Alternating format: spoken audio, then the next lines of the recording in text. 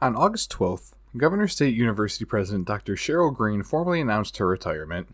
She will continue to act as GSU's president for the start of the 2024 school year, but will be leaving the school at the end of February 2025.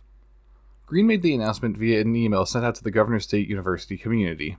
In the email, she cited a recent cancer diagnosis and wanting to put health ahead of her professional goals as her main reason for retiring.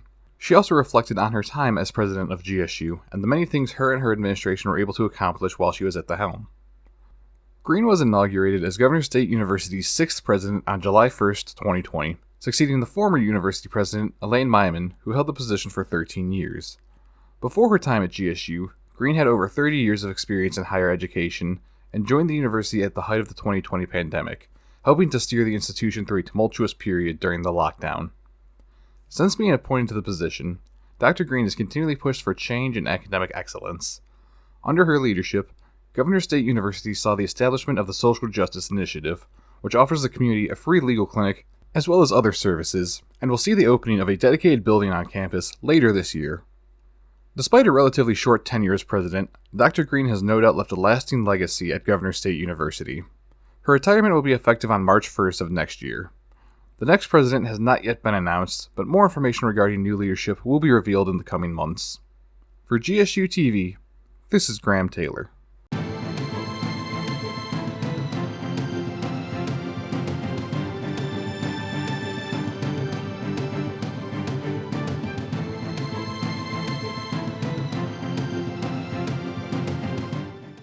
The Democratic National Convention kicked off on August 19th.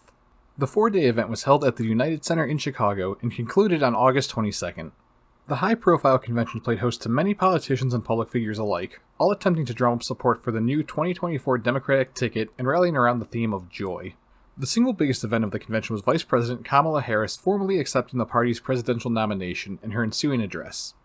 This election is not only the most important of our lives, it is one of the most important in the life of our nation.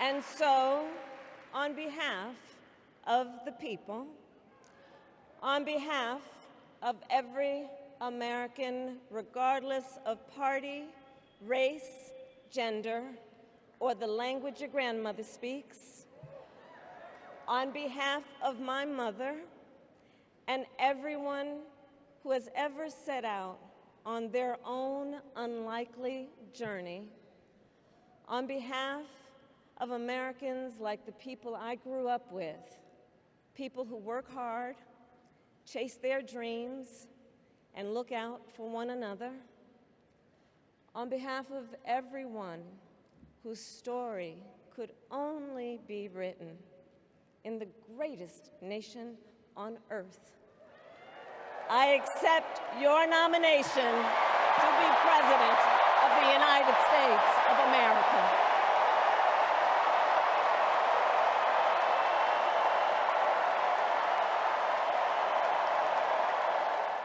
The first 3 nights saw a slew of former and current Democratic politicians and some Republicans addressing the audience. Bill Clinton, Alexandria Ocasio-Cortez, Barack and Michelle Obama, Bernie Sanders, and Illinois' own J.B. Pritzker and Adam Kinzinger were some of the invited speakers. President Joe Biden also took to the podium on night 1 to speak to the nation and again endorse Harris. The DNC was also a star-studded event with celebrities and musicians such as Oprah Winfrey, Stevie Wonder, Ava Longoria, Pink, Kenan Thompson, and Lil Jon speaking to and entertaining the crowd. Many Democrats found the convention to be a resounding success, but many of those on the left and uncommitted voters felt that the 4 nights of fanfare was somewhat lacking in actual political messaging. Little time during the convention, if any, was dedicated to addressing issues that many feel are important policies, such as health care, and the key voting issue for many on the left, the ongoing genocide in Gaza. All 4 nights of the DNC were met with protests from the pro-Palestine crowd, making their voices heard and threatening to withhold votes if Harris and her administration don't take steps to end the atrocities that the United States are currently helping to facilitate. While some protesters are hopeful that Harris could be more easily pushed left than Biden could be, the fact that no Palestinian Americans or uncommitted delegates were given a chance to speak at the convention, and the fact that the week prior to the convention, a $20 billion arms deal to Israel was approved by Congress, means that many are still pessimistic.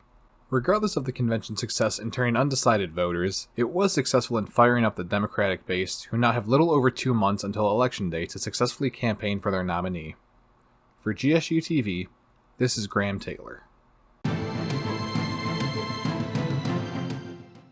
On August 6th, Kamala Harris announced Minnesota Governor Tim Walz as her pick for vice president. The announcement was made at a rally in Pennsylvania being held as part of Harris's new presidential campaign tour. Walz has been serving as governor of Minnesota since 2019. He was born and raised in Nebraska, enlisting in the military and studying at the University of Houston after high school. He served in the National Guard for 24 years and worked as a teacher and coach until he entered politics in the early 2000s. He served in the U.S. House of Representatives from 2007 until 2019, when he decided to run for governor of Minnesota and won the election. Despite Walz being a relatively unknown politician outside of the Midwest, he's already making waves amongst Democratic and moderate voters. During the rally, Walz took to the podium to comment on his competition, pointing out just an observation of mine that I made. I just have to say it. You know it, you feel it. These guys are creepy, and yes, just weird as hell. That's what you see. That's what you see. A statement that was amplified by the Democratic base over the following days. Harris and Walz will be center stage during the Democratic National Convention at the end of August, but the duo have already begun building momentum for their campaign. Come the end of the month, the American public will have a more complete view of their political goals and their strategy for defeating Republicans in the voting booth this November. For GSU-TV, this is Graham Taylor. The West Coast has once again been battling blazes all summer long as a string of wildfires rocked the area earlier this summer. The largest fire in the region this year, California's Park Fire, has been burning since July 24th as firefighters continue the weeks-long battle to control the flames amid both heat waves and downpours. It is suspected that the Park Fire started due to arson. One man has been arrested and charged with starting the fire so far, but he has pleaded not guilty and the investigation is still ongoing. America isn't the only country struggling with wildfires at the moment, though. 2024 has seen a surge in wildfires worldwide, with Africa seeing the most severe fires and accounting for almost 80% of total acres burned around the world. While there have so far been less total fires in America this summer compared to last year, the total acreage burned this year has over doubled compared to 2023. Almost 2 million acres burned last year in the United States, but over 5.5 million acres have already been lost to fire in 2024. As of August 25th, 56 active fires are still being monitored in the country's west coast and southwest states. The Park Fire is among them, now the fourth largest fire in California's history, and is still continuing to burn over a month after it first began. For GSU-TV, this is Graham Taylor.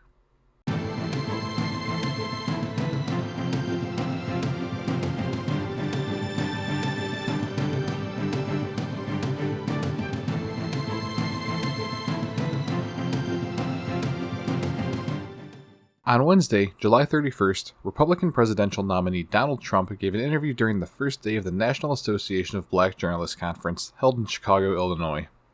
Rachel Scott, a senior congressional correspondent for ABC, led the interview, with Fox News' Harris Faulkner and Semaphor's Katie Agoba fielding questions of their own. The interview began with a hard-hitting line of questioning right out of the gate, with Scott asking why black voters should trust Trump given his history of racist comments, attacking black politicians and journalists, promoting false claims regarding the nationality of multiple of his opponents, and willingness to meet with white supremacists. Trump, in response, complained about the tone of the question, called ABC fake news, and generally did not address any of the points raised by Scott. This was the first of many questions asked and then answered this way.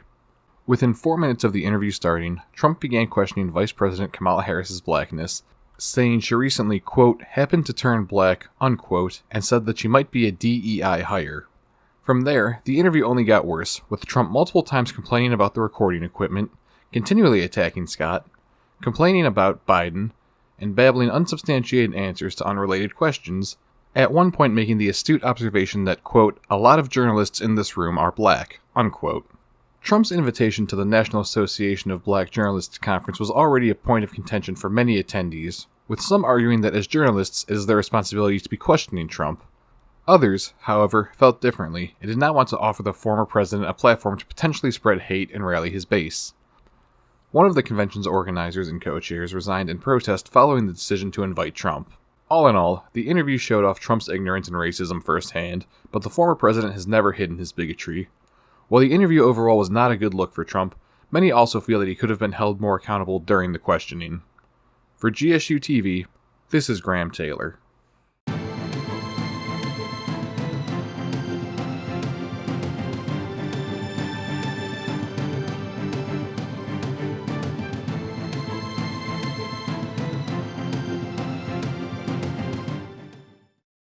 A wave of violent anti-immigration riots broke out amongst the United Kingdom's right wing on July 30th. The riots targeted immigrant-owned businesses, residencies, and places of worship, with multiple fires being started and hundreds injured across the country. The riots started in Southport following a mass stabbing attack on July 29th.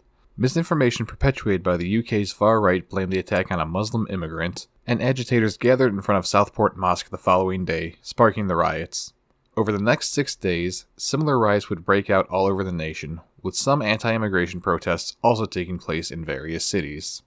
Rioters attempted to set fire to multiple hotels in multiple cities that were supposedly housing immigrants and asylum seekers. While there were no fatalities, multiple fires were successfully set at hotels, endangering hundreds of people over the course of the week. Immigrant-owned stores were also broken into and looted. Counter-protesters and anti-racism advocates clashed with rioters across Britain following the initial riots at Southport Mosque, attempting to quell the violence and outnumber the far-right aggressors. On August 7th, over 100 anti-immigration protests were planned around the UK, but few protesters actually showed up to these gatherings. Instead, over 25,000 counter-protesters congregated around the country, coming together to spread messages of unity and peace, bringing the riots to an unofficial end, though some attacks continued to occur in the following weeks, including an attempted firebombing of a Northern Ireland mosque. Over 1,000 arrests were made over the course of the riots, but the spree of hate crimes committed during these events have left many worried for their safety, and questioning if the UK's new administration will be able to maintain the peace. For GSU TV, this is Graham Taylor. On July 31st, the political chief of Hamas, Ismail Haniyeh, was assassinated in an apparent Israeli attack. The Hamas leader was staying in Tehran to attend the inauguration of Iran's newest president.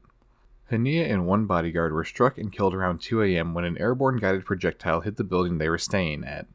While Israel has not officially claimed credit for the attack, Israeli officials were quick to celebrate the death of Haniyeh on social media. This attack has already escalated tension in the area, which will likely lead to more violence. Hamas's military wing has already warned of enormous consequences for the killing of Haniyeh.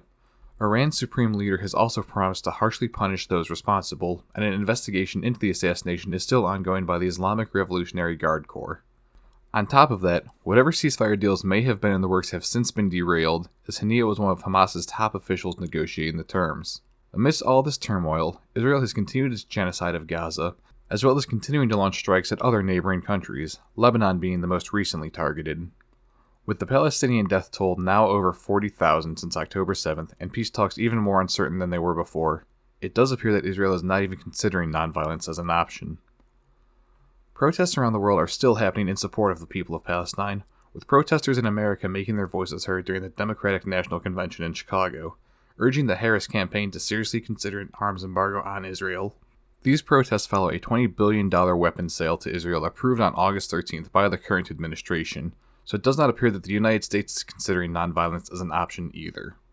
For GSU TV, this is Graham Taylor.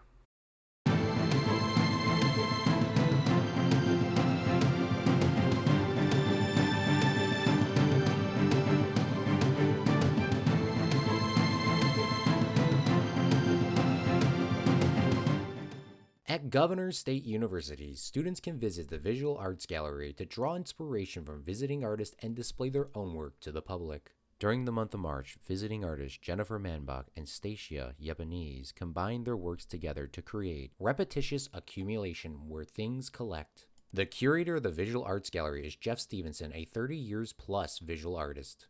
With his expertise, he knows why college galleries are a great outlook for upcoming artists. I think it's important for students to have an opportunity to display their art because it's really part of being a professional artist.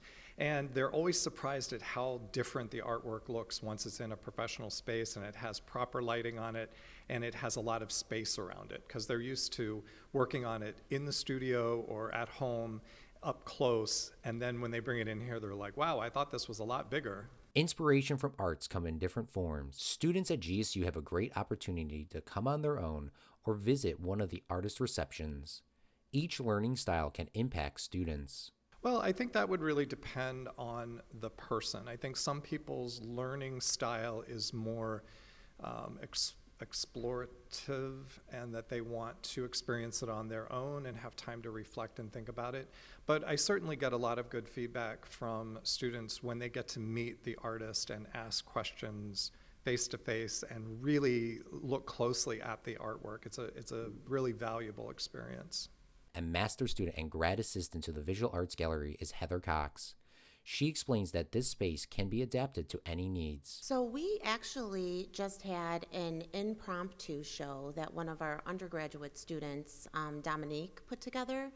And it was work from freshmen, sophomores, and I think even some juniors. And it wasn't framed work at the time, but it was just an impromptu show where people that don't normally get a chance to have their work in the gallery were able to.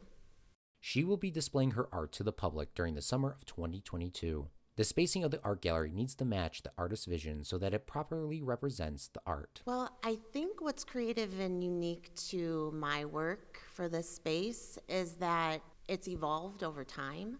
I think that in any space you realize that your work, it's not just about the work, it becomes about the space and the work together. So I will have pieces that are just framed work, as well as pieces that may be flowing off the wall and can be interacted with.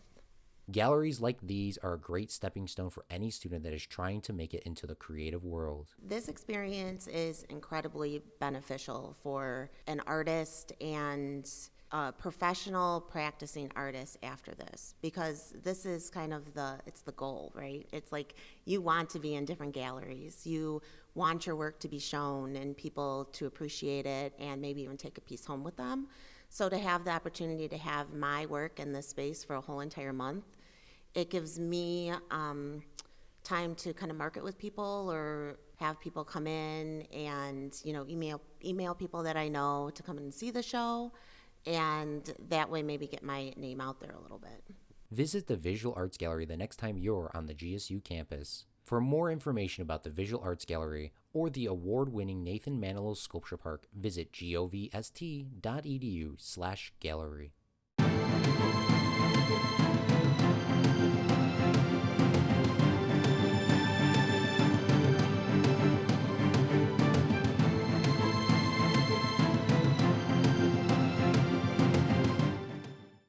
Everybody can make a pizza, but not everybody can make a pizza right.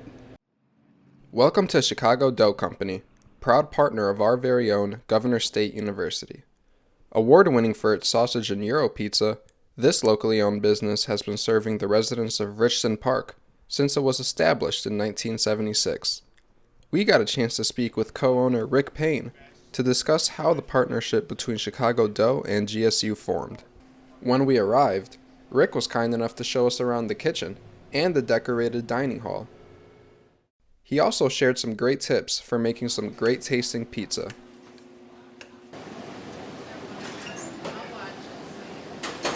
Since 1986, so that puts it at 36 years. It's rewarding. It's nice to work within the village of Richton Park, employ kids that are at the local high schools and stuff, give them an opportunity to have gainful employment and make some money, and teach them how to do a few things in the kitchen that otherwise they might not get a chance to do. Right now, I would say labor shortage, but that's pretty much everywhere right now. It's a challenge getting people to work. It started back in, I'd say, probably 1991, 92, somewhere right around there. They actually reached out to us as far as doing some small catering for some of the different organizations and stuff at the university, and it has since evolved into a good partnership with the school as far as donating pizzas when they have like their local when they would do their local races. They just had a thing I'm sorry I can't remember the professor's name, but it was a robotics, and I think that was back the 1st of January, somewhere right around there. They had an event at GOVSTATE, which went pretty well, and like I said, we had a good partnership then. Before the pandemic, we used to do a buffet. I mean, we've got a buffet table over there, and we used to get quite a bit of GOVSTATE staff and students. The COVID has since changed, some things, but we still do get orders from GSU. Our dining room is open. Just a lot of people still don't go out to eat as much as they used to, before the pandemic. It's a pretty simple process. I mean, you start out with your basic flour, yeast, sugar, oils. We put it in the mixer, blend it up, let it rise up for a few minutes, ball it up, and then roll it out. It's no different than any other pizza place. It's just that we take there are different types of flour that you can use, and we try to use like more of the upper grade flours and stuff like that. Gyro pizza. Gyro pizza? Yes, it is. By far. The gyro pizza consists of, of course, your tzatziki sauce, then the gyro meat, onions, mozzarella cheese, and tomatoes. Some people like their tomatoes diced. Some people like them sliced. It's been in play, I'd say, probably about 10 or 12 years now. Getting to meet new people, having an opportunity, like I explained earlier, to show some of the kids that have worked here over the years exactly. And I always said my story is, everybody can make a pizza, but not everybody can make a pizza right. So when you come here and you work here, you're going to be able to make it right. Not at the moment. I would like to, get the dining room back going more than what it is presently, and maybe hopefully start the buffet in another, I'd say, year or so. But we'll just have to see how things, how this pandemic is working out. The Village of Richton Park used to do a pizza challenge. I think it lasted about 4 years or so. And they would have us bring down different pizzas, and people would purchase tickets, and they would, on the back of their ticket, they'd write down, okay, hey, I had a pizza from Chicago Dough Company, what it was and what they liked about it. Then they dropped it in a ballot box, and then they just tallied it up, and we won it for best specialty pizza and actually the best sausage pizza in the Village of Richton Park. Next time you're in the Richton Park area and looking for some great Chicago-style gourmet pizza, then head over to Chicago Dough Company. Not to mention, they're also hiring. Like I said, we're always looking for new help, people that just want to learn how to make pizzas. Work for a locally owned pizza restaurant, or I should say just a restaurant in general.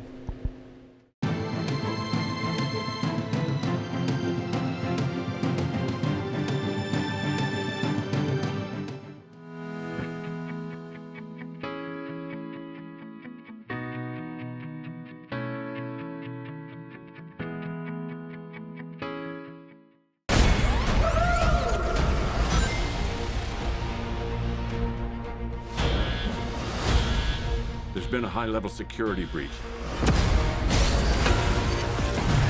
And we need Team Sonic's immediate assistance. Project Shadow is far beyond anything we've ever encountered. Welcome to Hollywood Buzz, your source for the latest in the entertainment industry. I'm your host, Graham Taylor, and today we'll be looking at upcoming releases, celebrity news, and the latest from Hollywood. Let's get started. The trailer for the highly anticipated Sonic the Hedgehog 3 was released. The third entry in this video game-based franchise will see Sonic face off against fan-favorite character Shadow the Hedgehog, who will be voiced on the silver screen by Keanu Reeves. Sonic 3 hits theaters at the end of this year on December 20th.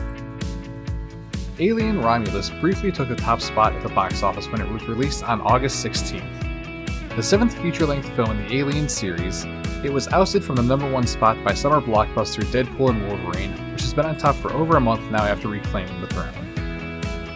Fans got their first look at the newest installment of the Jurassic Park franchise with the release of the trailer for Jurassic World Rebirth. Set 5 years after the events of the previous film, Jurassic World Rebirth will introduce an all-new cast, with Scarlett Johansson getting top billing, and will release next summer.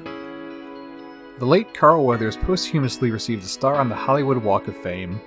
Known for his role as Apollo Creed in the Rocky franchise, as well as many others throughout his prolific career, Weathers died earlier this year due to complications from a heart condition. English rock band Oasis announced a reunion tour 15 years after the group initially broke up. Currently consisting of brothers Liam and Noel Gallagher, the two famously split on bad terms following an altercation with each other, so the reunion comes as somewhat of a surprise for fans. Their first concert together in over a decade will kick off the tour next year on July 4th. Taylor Swift has finally addressed an attempted attack that would have targeted her now-cancelled concerts in Vienna earlier in August. In a post made on Instagram, she expressed gratitude that she and her fan base are, quote, grieving concerts and not lives, end quote. Multiple arrests related to the terror plot were made after the CIA provided Austrian authorities with information regarding the attack. Justin Timberlake has pleaded not guilty following a DUI arrest back in June. He was arrested after running a stop sign and failing a field sobriety test, and later refused to take a breathalyzer or other drug tests while in custody. He has since been released, though the proceedings against him are still ongoing. You're a colorful bunch. We don't want to fight you. Actually, Sonic, I would like to fight. No, no!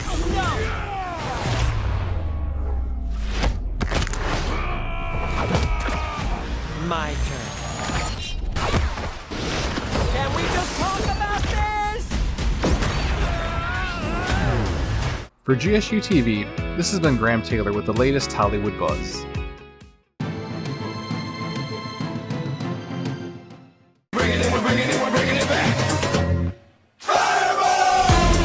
With this TikTok, the Hawaiian Host Group social media team set off a stream of new followers. We had a team meeting, and one of the team members came in with a Disney sweater, and I was like, you know what? If we get 10,000 followers by May 1st, I'll take you guys to Disneyland. And that's how it started. This was no problem for the team as they achieved 10,000 followers by day 2, but they decided to up the ante for a new challenge. If the group hit 100,000 followers, the boss would dress up as a Disney princess. Didn't really think through that when they first convinced me for that second challenge. But, you know, we ended up being super happy with, I think, 350,000 followers that we received.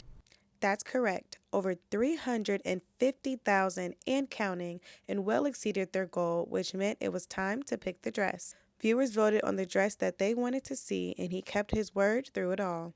In Anaheim, he made his big reveal as Princess Rapunzel. I guess the dress reveal was fun for everyone else. This has been Jada Thompson with GSUTV.